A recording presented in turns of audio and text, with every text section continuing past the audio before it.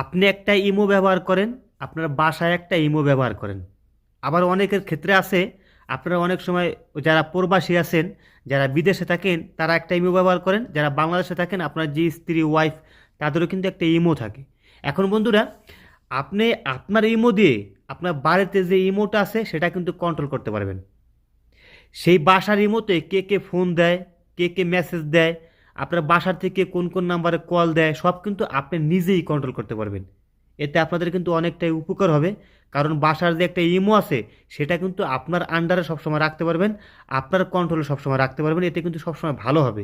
এখন এই কাজটা আপনারা কীভাবে করবেন চলুন দেখিয়ে দিই। এর জন্য আপনারা প্রথমে যে কাজটি করবেন সেটা হচ্ছে কি, আপনাদের মোবাইলে থাকা ইমো অ্যাপ্লিকেশনটি ওপেন করবেন। ওপেন করার পরে এখানে আপনাদের যে প্রোফাইল আইকন আছে সেই প্রোফাইল আইকনের উপরে একবার ক্লিক করবেন। ক্লিক করার পরে দেখবেন এখানে লেখা থাকবে সুইটস অ্যাকাউন্ট। এই সুইটস অ্যাকাউন্টে ক্লিক করে দেবেন। তারপর দেখবেন এখানে লেখা থাকবে অ্যাড অ্যাকাউন্ট, এই অ্যাড অ্যাকাউন্টে ক্লিক করে দেবেন।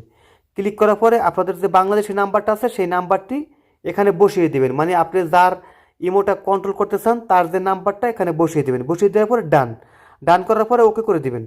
ওকে করার পরে আপনারা যে নাম্বারটি বসাবেন সেই নাম্বারে কিন্তু একটা কোড নাম্বার যাবে। সেই কোড নাম্বারটা ফোন করে চাইবেন। চাওয়ার পরে এখানে কোড নাম্বারটা বসিয়ে দেবেন, তারপরে কিন্তু হয়ে যাবে। আর এই কোড নাম্বারটা কিন্তু শুধুমাত্র একবারই চাইবে, ঠিক আছে? পরবর্তীতে কিন্তু আর চাইবে না। যেহেতু আমি এই নাম্বারটা আগে একবার বসিয়ে মানে আগে একবার দিছিলাম, এই কারণে কিন্তু আমার আর এটা কোড নাম্বার চাইবে না, ঠিক আছে? আমি এখানে ওকে করে দিলাম।